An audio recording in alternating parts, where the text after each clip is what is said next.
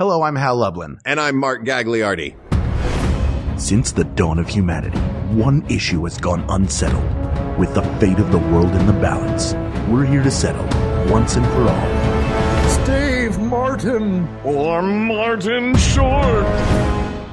That's right. Don't worry, everyone.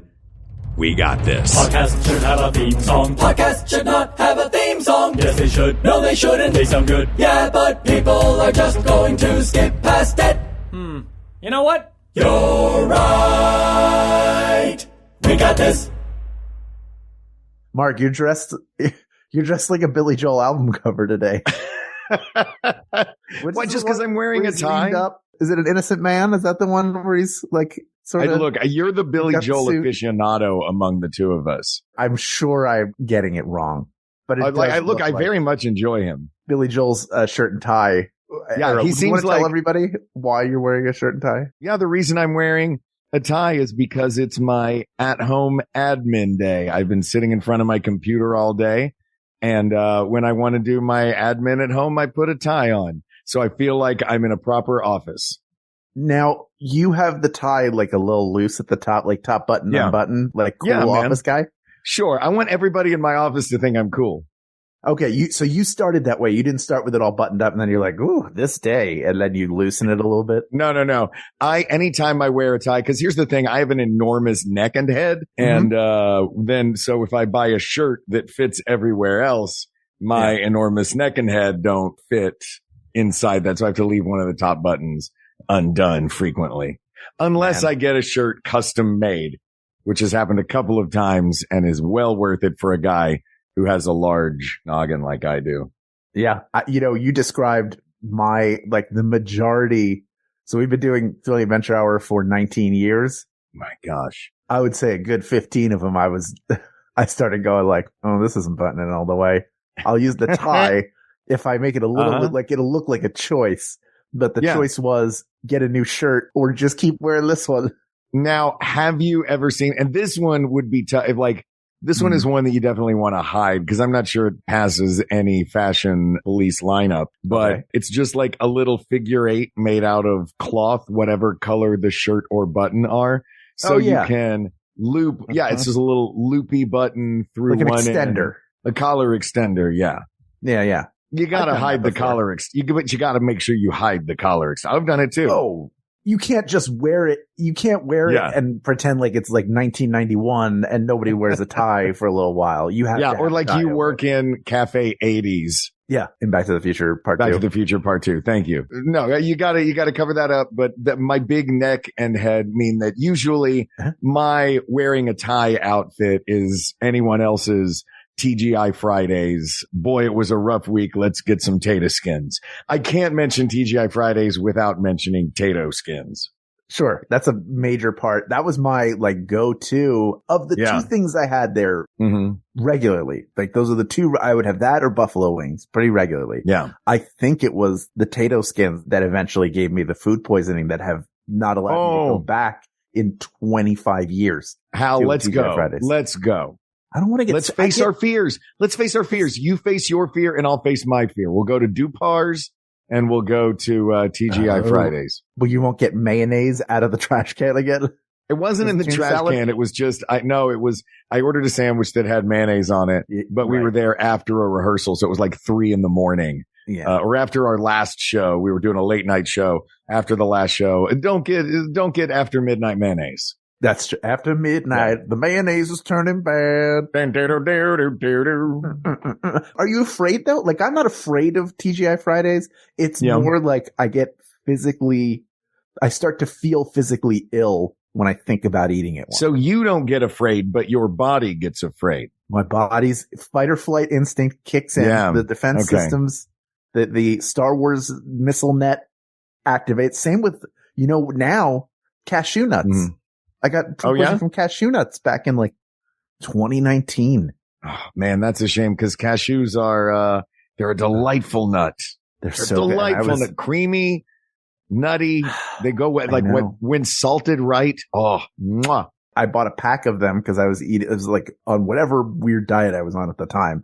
And that was something I could have. knowing that we were going to a steak dinner that night. I was like, I don't want to go crazy today. I'm hungry. I'm going to have some of these cashew nuts. And then I ate them, and then I became violently ill later. Like, we sat down at the table for dinner, and I'm looking around, and it's like the kind of feeling where the drool is starting to form. Oh, and, dear. Like, you know what I mean? Like, I have to use the restroom. And I'm sitting there and everybody's talking and I'm not registering anything they're saying. Like, the world is happening around me and I'm in the interstellar, like banging on the strings going, I need to use the bathroom. And it could not have been, this was in a resort. We were at a very nice resort. It's my father's birthday. We were all there celebrating.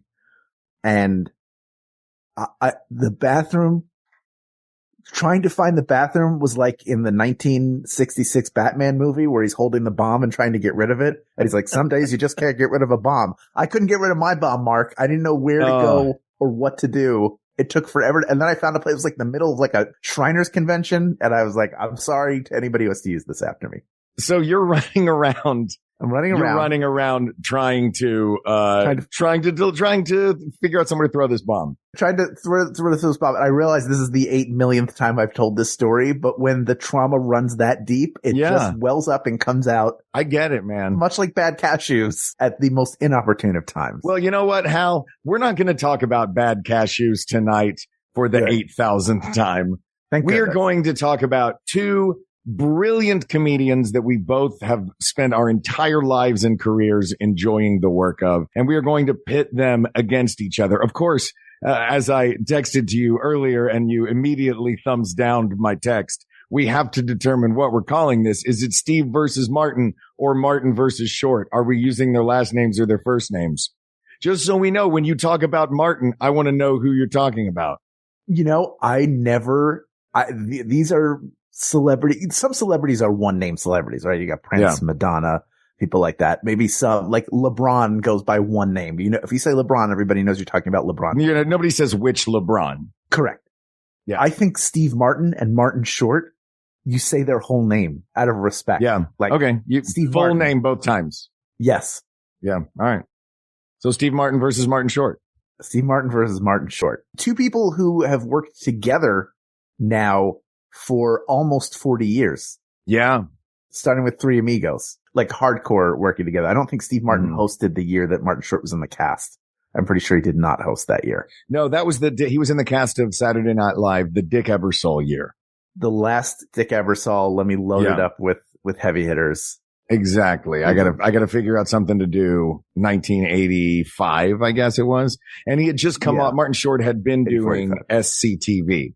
He had gone in like season 5 or 6 of SCTV. Here's this upstart performer, comes on to Saturday Night Live. And a decade after Steve Martin, the same thing happened to him, which is he blew up by being on Saturday Night Live. It's happened for Steve Martin early on. His live shows went from a cool underground, you get it or you don't thing to being Steve Martin, 7,000 people. Because of Saturday Night Live. So it blew both of them up. Lorne Michaels being instrumental in both of them. They actually parallel each other a lot. So I think there are a lot of fun tentpole kind of things we can look at for both of them. But I think it's wild because they work together so much and they work together so well. It's almost like apples and oranges. Even though they have so many parallel things, we are looking at a left brain versus a right brain. We are looking at an absolute tactician with every single detail meticulously figured out versus one of the world's great improvisers. Yeah. We're looking at ever since I guess the 90s, the consummate straight man versus the consummate comedian. So it's a lot to check out with these two. Well, they both can do either one really well. You have the ultimate introvert in Steve Martin, who has always been very withdrawn. I don't know if you've seen the documentary series about him, but he's like an intensely withdrawn person who, as you pointed out, is so well planned that like he kept meticulous records of everything he did in this journal, which will maybe be in a museum someday. If you could build a museum to either one of these guys, honestly. Yeah. Someone who's off stage is so shy and so withdrawn and very private person with Martin Short, who's everybody's aware that his wife passed away, and he dealt with that in a very public way. He was already very well known at the time, has always been the guy who you believe is the life of the party. And they work so well together. Like they really are. And again, Lorne Michaels bringing them together for Three Amigos, which he co-wrote with Steve Martin and Randy Newman. Really? Yes. Co-wrote the screenplay for that? Yes, it was Steve Martin. Steve Martin had the initial idea, and then the three of them wrote it together. One of my absolute favorite movies from when I was a kid. It is still a lot of fun. Yeah. It is a really fun. I loved it too. I remember the Baderwood Cinemas in Jenkintown, going there and seeing the Coming Soon poster with the three of them on it. I was like, oh, that's probably going to be the best movie. Chevy Chase and Martin Short and Steve Martin together. Yeah, this is an incredible lineup. That to me was my introduction to Martin Short, because I was a little bit too young to have watched. You're just a couple of years older than me. I was a little too young to watch SCTV when he was on it initially, and SNL when he was on it initially. And I mean, I keep thinking of Lawrence Doesn't Swim, the male synchronized swimmers. Yes. I'm not a strong swimmer. I'm not a strong swimmer. Yeah. So those came into my consciousness later on via the SNL videos. You know what I mean? Like when they would do the 15th anniversary being the first one where I was like, oh, Martin Short from Three Amigos was in this. And then this whole progression that they had together, culminating currently in Only Murders in the Building, which is the two of them playing absolutely to type. Yes. Absolutely to type. Steve Martin, the buttoned up, writes everything down. Martin Short, the wild, flamboyant, kiss you double on the cheeks, director. Feels like peak Martin Short and Steve Martin. Yeah, they've had this cultural moment. I mean, before even Only Murders, they were touring together. They do a great 2-person show, which I think you can see on Netflix. I think it's still it's on there. Netflix. An Evening You'll Forget for the Rest of Your Life. Yes. Just so good, and so many different seasons for both of them as performers. This is really this is something that absolutely you have a conversation with someone about, right? Where you'd be like, which one do you like better? And then the deeper you get in, the harder you realize it is, because this is really a celebration of both of them and what they've achieved. Absolutely. In their careers. Who do you want to start with? Well, I don't want to just go person by person. I'd like to take a look at different elements within their lives where they have parallels. Right. Because there's one sort of surprising one, but it won't be surprising to anyone who listens to this show a lot and knows our particular proclivities. I'd love to talk about their style of comedy when it's just them performing or them doing their thing. Then I'd like to talk about movies. So we've got their personal point of view in comedy. We got movies. We got Saturday Night Live. We have, this will be the little palate cleanser, the surprising moment for some, not surprising for others, Disney parks. Both of them very much a big part of Disney parks. And then I want to look a little at their use of their celebrity. Okay, great. So which of those would you like to start with? Let's do it in order. Okay. So we'll talk about their personal comedy first, the way that they work. It goes back to the thing you were saying, like, and I was saying before, they could not be more different. This is a celebration of both, but you really have the meticulous style that seems completely off the cuff. Yeah. But perfectly rehearsed. And then you've got just an absolute genuine improviser who is so in tune with how he feels or how his character in the moment feels. You know what I mean? Yeah.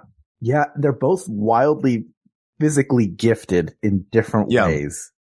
And Martin Short's still doing it more than Steve Martin is now.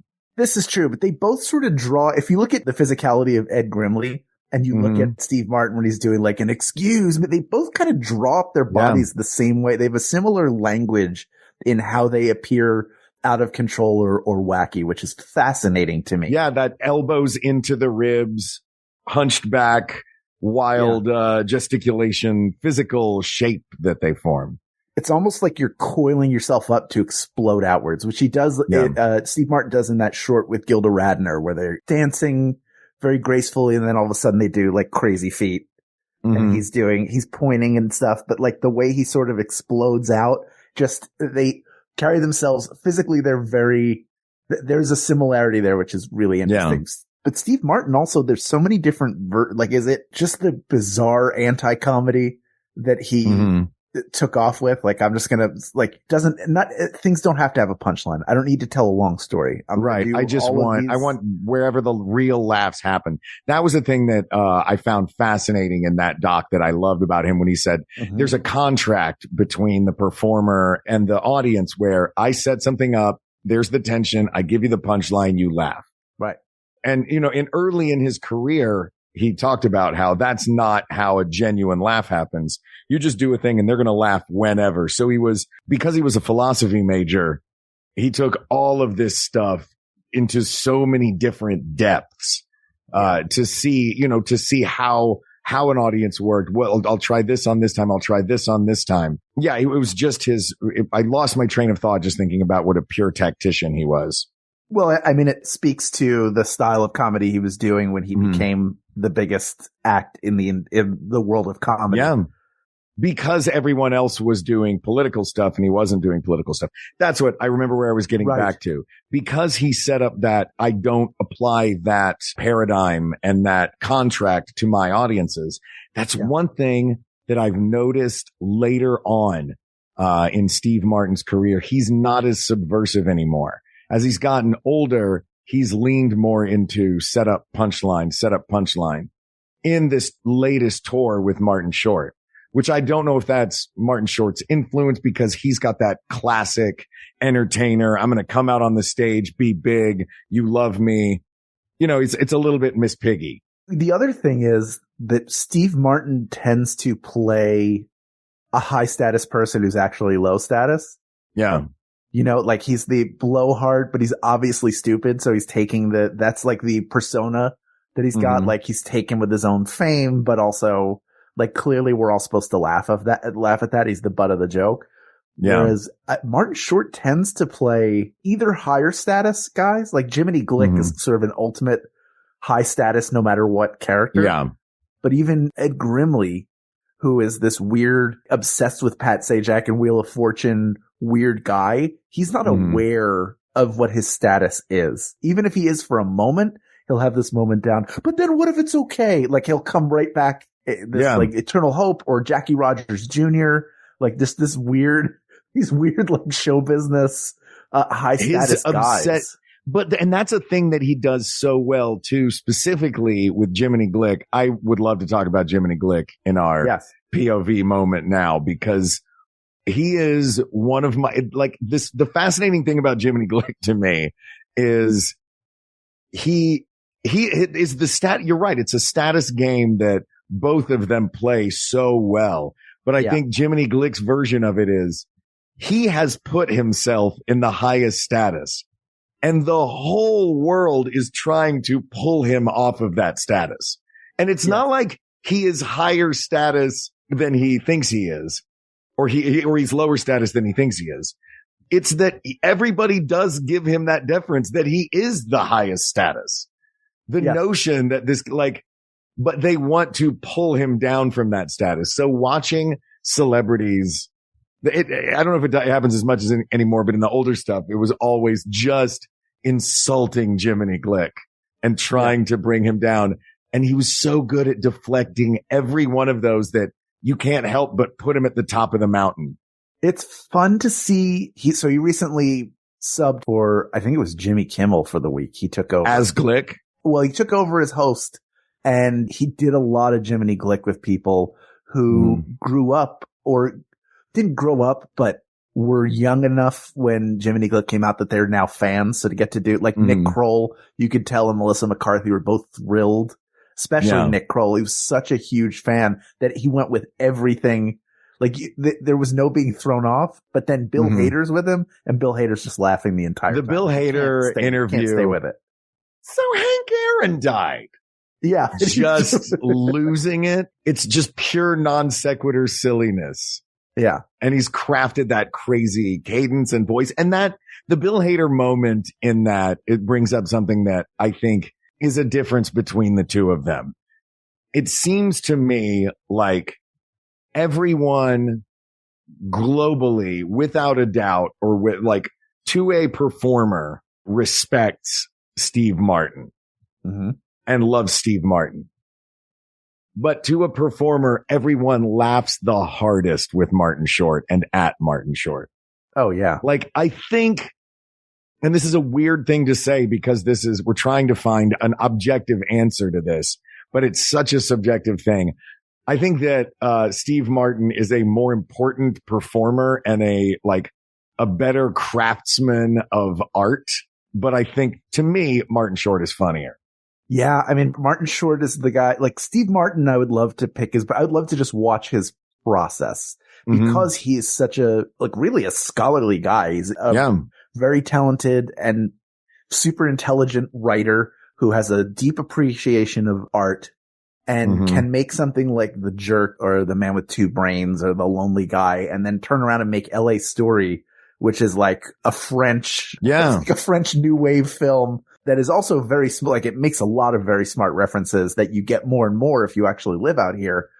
But I think he's fascinating in that way. And also just his career. He's reached a place that most people will never reach, even if they're greatly successful. Martin Short, I want to take out to dinner. Yeah. I just want to laugh with Martin 4 hours. Short. And I want us all to laugh. And then I want to ask him what stuff was like. Cause I feel like he is a more forthcoming. Like he'll talk about like, oh, well, this is what it was like working with John Candy, Second City TV, or at Second City Toronto. This is what it was like being with all those performers at that time. Cause that's just like one of the greatest collections of talent. And his wife was, his late wife was Gilda's understudy there. Yeah. Wasn't he? Or is that, no, that was in, Godspell. He was Gilda's understudy. Yeah. He was in that famous production of Godspell that Eugene Levy came out of, like all these incredible. But like you were here, and I think Paul Schaefer was in that performance. That to me is part of it too, because I think that Steve Martin was incredible on a stage by himself as a performer. Martin Short is a theater guy. You know what I mean? Like I've never really and I know Picasso at the Le Panegile is a brilliant piece of satire. Like that's the thing I think of. Yeah. It's like Steve Martin is like a Mark Twain level satirist. And Martin Short is one of our greatest living theater people, you know? I do. Do you think there's something to the fact that there's, especially after watching the documentary, there's such an insecurity to Steve Martin that when I see him talking about that stuff, I'm like, oh, he's like me. I see myself in him. Absolutely. I don't see myself in Martin Short. Martin Short is like, he just feels so confident all the time and just. That is, I'm so glad you mentioned that because when I was talking about like, it feels like they are two, like the left brain and the right brain. One that I was thinking of and meant to mention, it seems like it is fearlessness, pure fearlessness versus very relatable anxiety. Right. You know what I mean? Yes. And they both like that relatable anxiety is funneled so precisely into the perfect comic moments, whether they're the absurd stuff from when he was first coming up and he would craft these intricate, babies can't handle crocodiles sort of logic puzzles and all of that. All of those neuroses get channeled into his style. Yeah. Where Martin Short is just purely fearless. Yeah. Yeah. There's a great book called Wild and Crazy Guys that's about a group of comedy stars from the 80s. And one of them is Steve Martin. It sort of concentrates on each one at a time. And when he started to experience failure and his films weren't doing well in like the mid 80s, pre Three Amigos, he actually sat and like would go see movies and go, why are people laughing here? Why are people not laughing at what I'm doing? What is funny? What are the movies that are really popular right now? And why are people laughing at them? Like he went about it like a scientist would, which almost feels like not pandering or even there's almost like a disingenuous feeling to it of like, rather than make what I think is great, I want to study and see what people are laughing at. I want to understand the science of it. But the truth is it's not disingenuous. It's like his approach to things is he's this social scientist and we're all part of his experiment. And that's incredible. Absolutely. Whereas Martin Short seems to be, I don't know this to be the case. If it is that level of meticulous, he's much better at hiding the magic trick.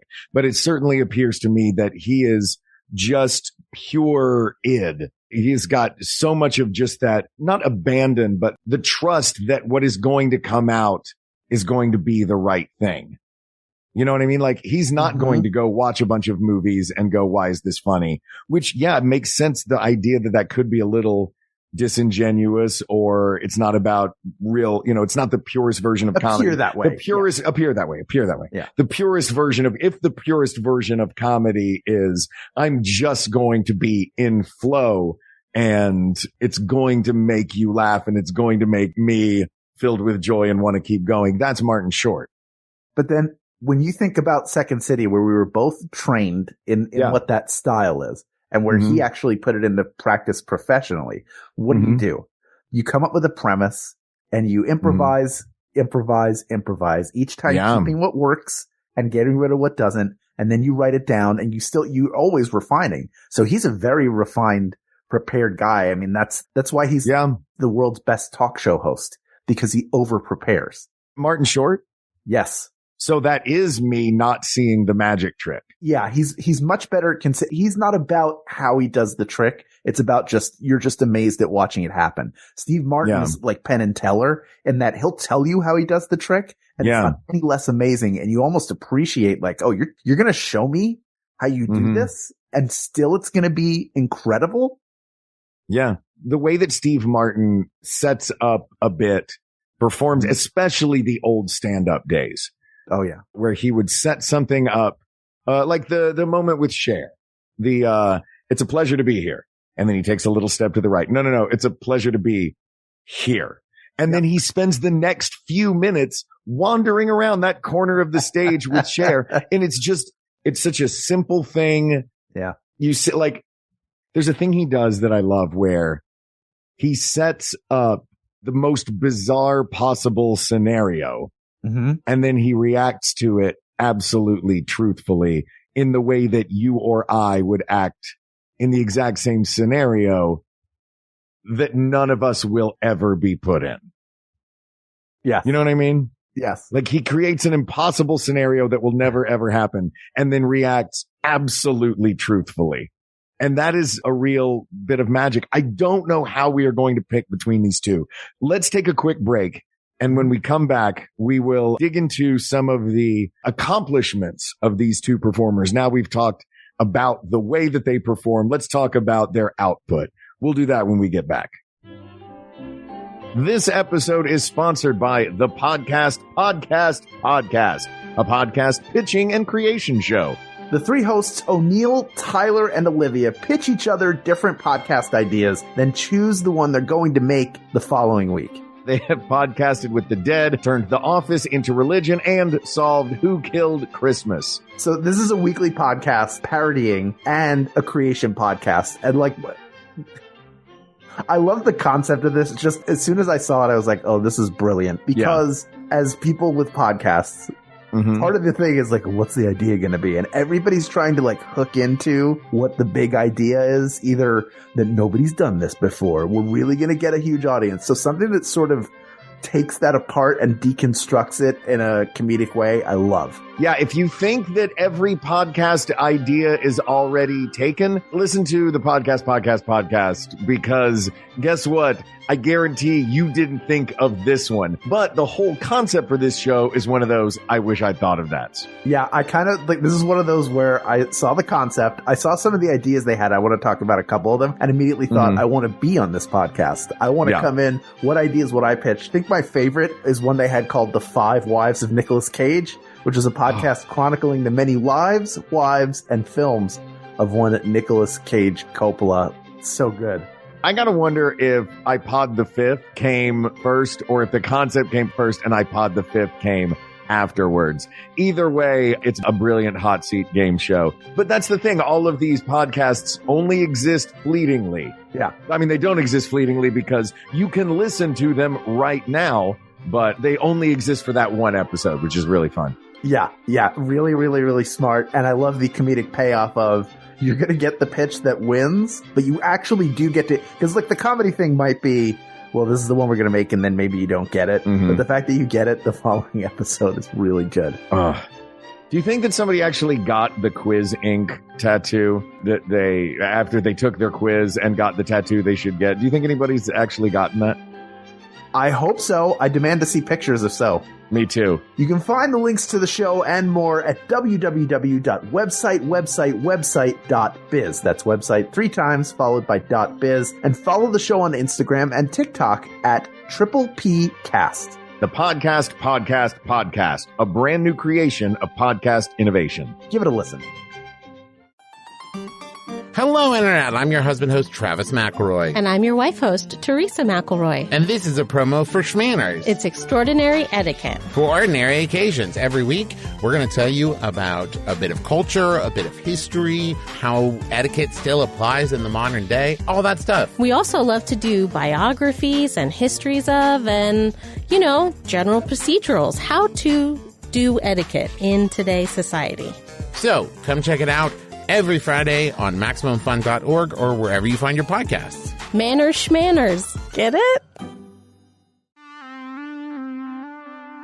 My name's Doug Duguay, and I'm here to talk about my podcast in the middle of the one you're listening to. It's called Valley Heat, and it's about my neighborhood, the Burbank Rancho Equestrian District, the center of the world when it comes to foosball, frisbee golf, and high-speed freeway roller skating. And there's been a Jaguar parked outside on my curb for 10 months. I have no idea who owns it. I have a feeling it's related to the drug drop that was happening in my garbage can a little over a year ago.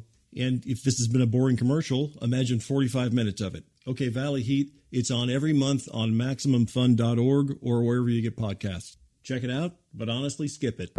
These are the chronicles of the Rancho Equestrian District in Burbank, California. These are the events taking place in my house and around my house. All right. We're back, you wild and crazy guy. You know, I was thinking before we jump in, how I've told that same story a million times. Do I have you really are taking it? Will you be honest with me? You're taking that hard. Do I have like 5 stories and that's it? I feel like other people have more stories. Do I need to go live life more? Do I need to go live on like the side of the, like just move to a weird city? Here's what I need you to do. I need you to go to Austin. But I need you to get there via the current Ringling Brothers tour that's in LA. Okay, cool. And then you'll have some stories. No, you have, Ken says you have 6 stories. Okay, good. Well, and you know what? Better. May they all be Rashomon stories where you tell them from a slightly different angle every time. I can't wait for my one-man show, Hal Explores His Diarrhea. It's going to be great. I'm sure you'll all be there. Thank you. Look, if it's you and those boxers sitting on the stool figuring out life, like in your high school production that you showed me the video of that the people of the world really need to see, then I'm there and I'm in for it. Go ahead. Oh my gosh. All right.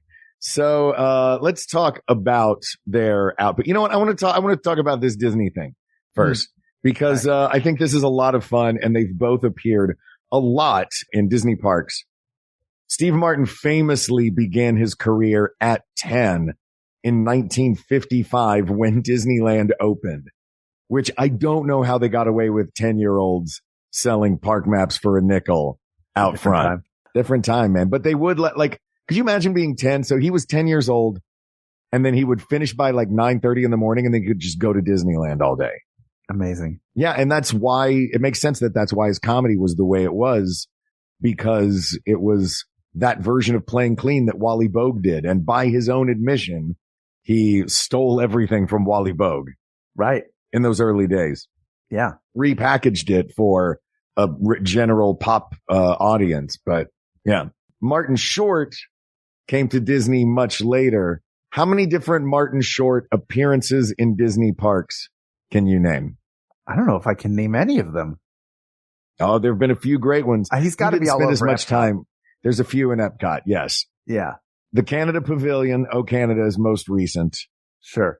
Before that, he was in the Wonders of Life Pavilion in 2 movies called The Making of Me and one other one in there that I don't remember what the other one that was in there was. But The Making of Me was all about sex education, which the notion that Disney World is going to be like, hey, parents, you know, that uncomfortable conversation that you don't want to have, the birds and the bees talk.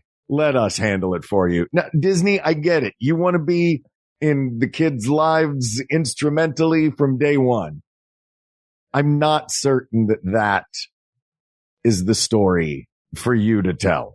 That said, Martin Short, they said that they cast him because he was the most non-threatening performer they could think of, is Martin Short. Yep. And then before that, he was in the Monster Sound Show at Disney MGM Studios, playing a killer of traveling salesmen in a horror short opposite Chevy Chase. And he's also in the movie Pavilion in France at Disneyland in Paris.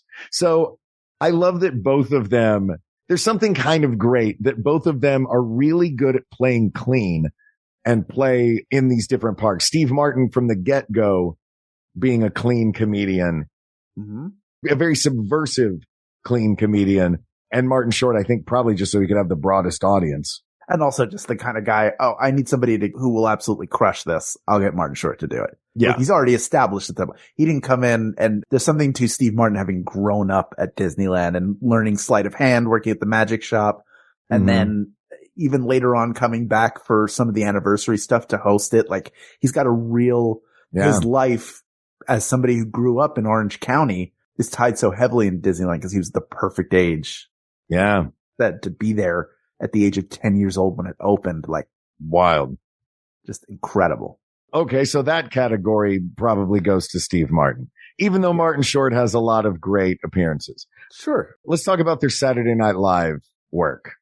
Well, one of my favorite stories about that early is Steve Martin, I think either watching the first episode or somewhere around the first episode watching going, they've done it.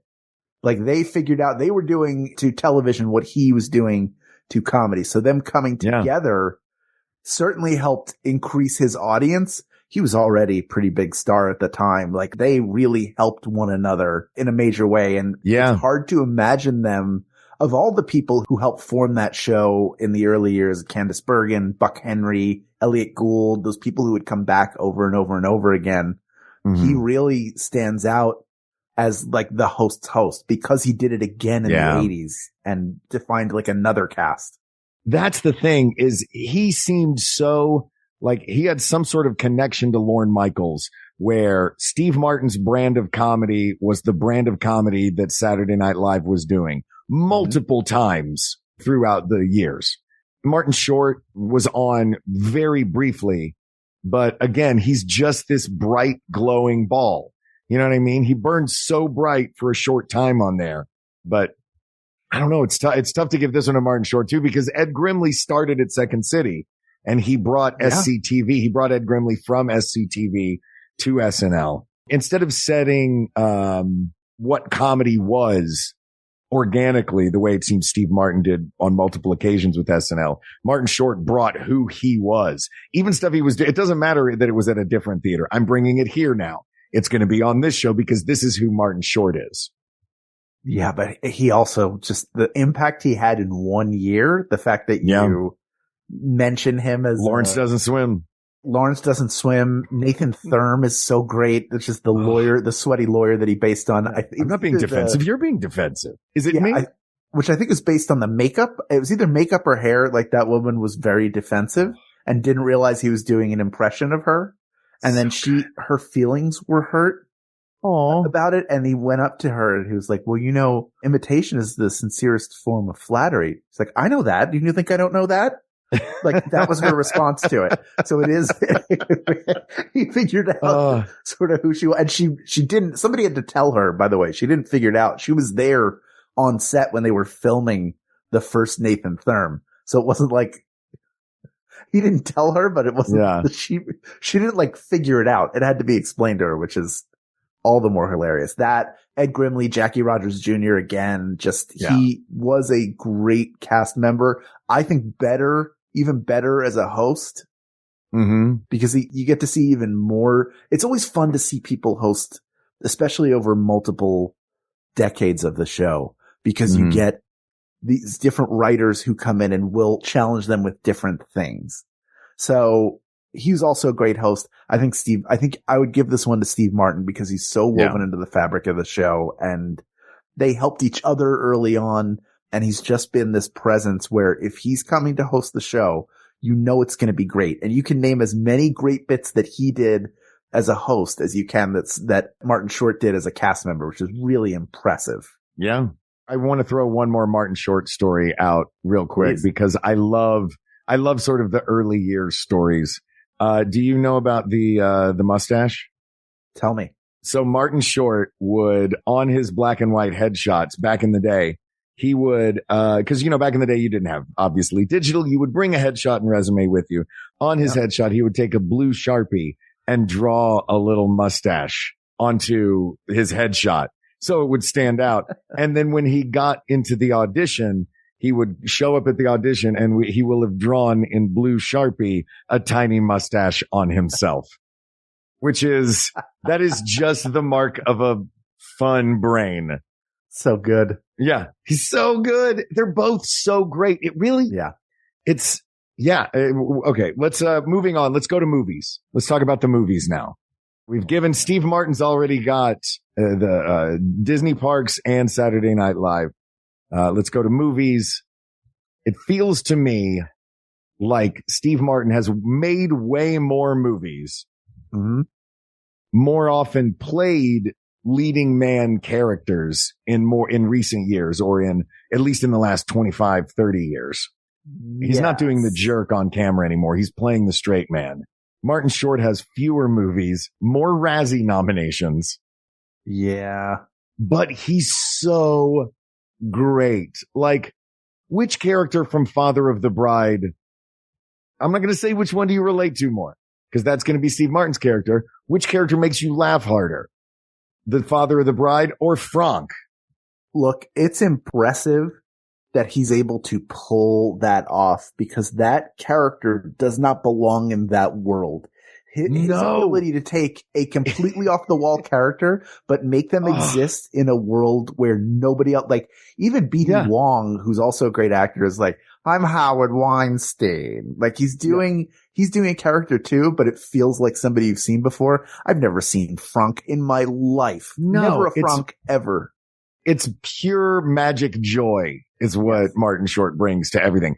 I will say, like, first of all, he was 40 years old when he played a 10-year-old kid in the movie Clifford. Come on. Yes. It's very funny. It's so funny. It's funny that he did it. I'm not a huge fan of the movie. No, but it's just that no one has taken more swings for the fences than Martin Short. Oh yeah. I mean, he'll try anything. The one time I saw him play a leading man, I thought he was great as a leading man. Oh, and the comic straight man. I guess Inner Space too. Yeah, he's got some funny physical bits, similar to Steve Martin in All of Me, when someone else is controlling their body. Yes. I mean, how are we finding two comedians who are so different, and yet not only have they had parallel career tracks, worked together a billion times, but they've also both made a movie where their body was controlled by a different actor. Yeah, I think Inner Space. Captain Ron, by the way, is the one I was thinking of. Captain He's the Ron, total straight man. Yes. Cartastically Russelicious. Can do it all. Yeah, that is a Cartastically Russelicious movie. It's 100% right. I think Inner Space might be his best movie. Yeah. I think it's actually really enjoyable. I think it's kind of overlooked. Joe Dante directed it. You've got Meg Ryan, Dennis Quaid. I think that is the movie where they met, if I'm not mistaken, or close to. So you wouldn't have Jack Quaid without that film. That was integral in bringing us another great actor. That's true. But shout out to the boys. And he's very low status. That's him playing a low status character in that. Yeah. He's meek, mild, and he plays the physical stuff so well. I think they did the best job that maybe anybody's ever done to, like, what's great about Martin Short and how do we put it on film?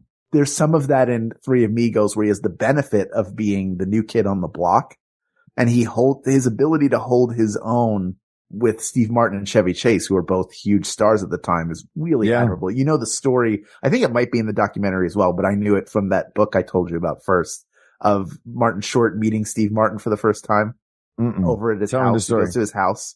The house is filled with like Picasso, all these classic works of art that Steve Martin has collected. And he says something like, how do you afford all of this art? Because I've seen your work. which is a very Martin Short. It's something to that effect, which is very Martin Short, like thing to come in. If you want nothing but that, it's the classic Martin Short to come in and insult him, and also made him a friend for life in Steve Martin, because Steve Martin laughed at, thought it was hilarious, rightfully so. And that's what they do now, is they bust each other up like that in their tour. Yes. And even you'll forget for the rest of your life, which, by the way, was shot in Greenville, South Carolina. And I was like, that's an hour from where my mom lives. That would be, I wish I was conscious that was going to be there. Sure. I would have sent her like a chore. You have to go see this. Yeah. I think so. If we're talking about movies, I haven't seen them do much television. Steve Martin famously, again, from this doc, telling that story of, when an actor from television walks in the room, you're like, oh, hey, how's it going? When an actor from movies walks into the room, you go, ooh. Yeah. So he went straight into movies. Yes. Martin Short also, aside from sketch comedy, pretty strictly into movies. But I want to talk about his own sitcom. Don't forget the Martin Short He did have his own show. Sitcom. That's true. Did have his own sitcom. Let's talk about The Only Murders in the Building. I know we're talking about movies right now, but this is a good moment to compare them directly.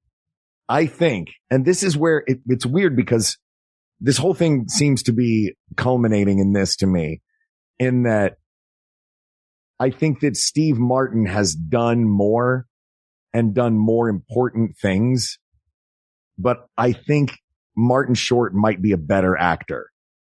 On Only Murders in the Building, I think Martin Short, and it's the difference of that very inward, I need you to come to me style of acting that Steve Martin does, where every line is, he's got an intention behind every word he says, versus the very theatrical, I wear my heart on my sleeve of Martin Short. And I realize that's a purely subjective thing. What do you think? I think if Steve Martin had never made the movie Parenthood, that I would go immediately and say he is a brilliant comedian who's also a very good actor. Like, he works in everything. I don't look at him and go, like, I don't buy this for a second. And neither of us are saying this at all. No. I'm not even. No. He's very good. I'm just saying his performance in Parenthood, which I'm coming back to, it did not. I know, we've talked about it before. Role, but his performance in it is so good that I think what he's doing in Only Murders in the Building, which is so smart, is willingly taking a backseat. That character is the butt of every single joke, right down to Jane Lynch is my stunt double. And does it, there's no wink about it. And he's got this sadness in him making omelets because his stepdaughter, I think what it is about Martin Short is Martin Short makes everything look so easy. And you immediately believe he's so deep into whatever character he's playing that you 100% believe that he is this washed up Broadway director who loves dip, who only eats dip. Yeah. The dip thing is so good. Incredible. What a great character. What a great bit of character business. And I think that's the incredible thing. Steve Martin has a better filmography. It's hands down. Yeah. That's the thing. Better filmography, better, has Martin Short has Tonys for performing on Broadway. Steve Martin has Tonys for writing for Broadway. You know what I mean? Yes. I'm not saying one is better than the other, but one has more cultural impact than the other. And if we are looking at, I guess I have to go with, if we're looking at their styles and their styles are so opposite, but both equally effective, does that cancel each other out? And it just becomes about the things that we can look at objectively, like a filmography and like a number of awards and all of any quantifiable. You know what I mean? Yeah. I mean, to me, they're just two puzzle pieces.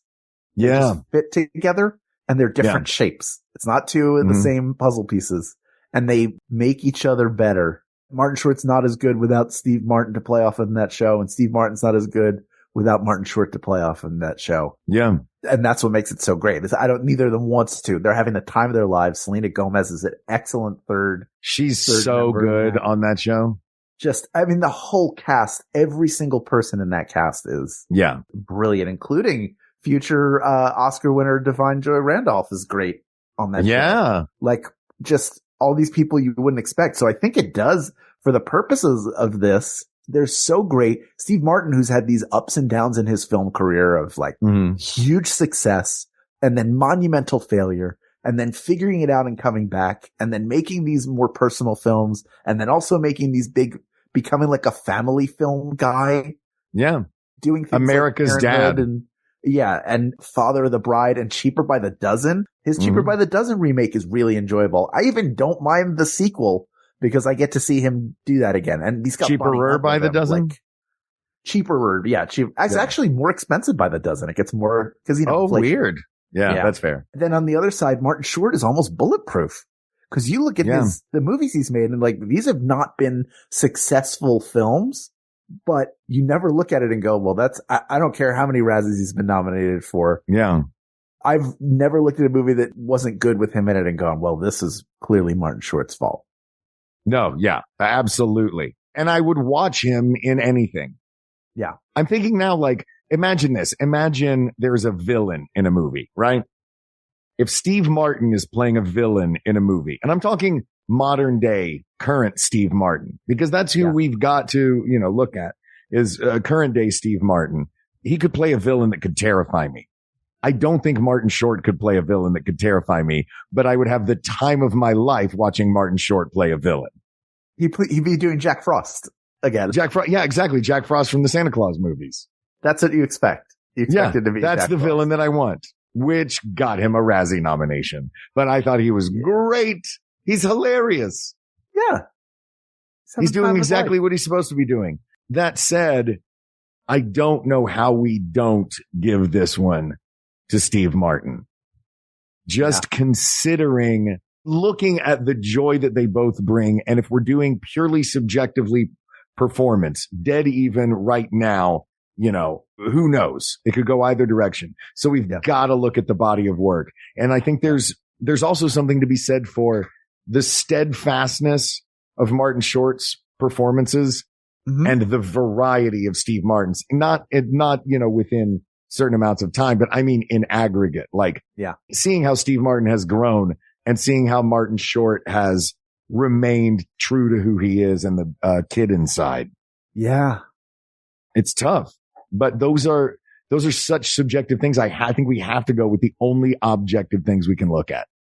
Yeah, I think you got to go with the guy who was the biggest stand-up comedian in the world and then a huge movie star and now has transitioned to making a beloved television show that also has a cult following, successful, and being a playwright in between. Following, successful playwright, a extremely talented musician with the Steep Canyon Rangers, really does everything against a guy who maybe part of it is Martin Short's career path feels linear.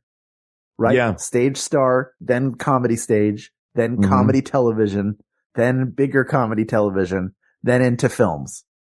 And still going back and doing Broadway and dipping into everything. Sure. And is so good at it.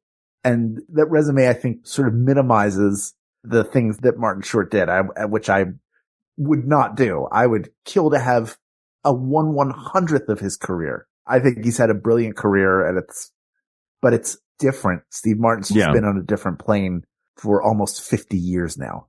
That's incredible. Yeah. Yeah. I think we have our answer. So people of the world, if you're listening to this and you're upset because you are the biggest fan of Martin Short in the world, I have 3 words for you. Don't you do it. Well, excuse me. Steve Martin is the winner, asked and answered. This topic is closed. Who gave us this topic, Hal Lublin? Me.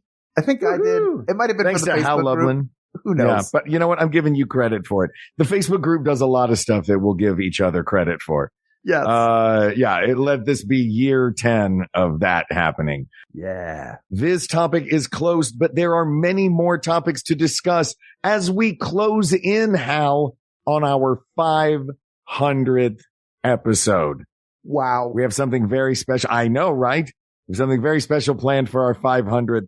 You're going to love it. Until then, keep those suggestions coming via email at wegotThisPodcast@gmail.com or Hit us up on the socials at We Got This Podcast, with the exception of Instagram, where we are at We Got This Show. And don't forget, come to the Facebook group. Share what you love about both of these extraordinary performers at facebook.com/group/We Got This Podcast. Thank you to producer Ken Plume, researcher Kate McManus, graphic designer Uri Kelman, and QA engineer Jen Alba. And thanks, of course, to our musicians, Jonathan Dinerstein and Mike Furman, for our score and theme song, respectively. And thanks to you, the people of the world.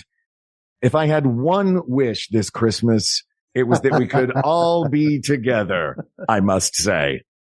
To you, I say we wouldn't do it without you. We couldn't do it without you. So thank you. Thank you. Thank you. For Hal Lublin, I'm Mark Gagliardi. For Mark Gagliardi, I'm Hal Lublin. And don't worry, everybody. We got this. We got this. Maximum Fun, a worker-owned network of artist-owned shows supported directly by you.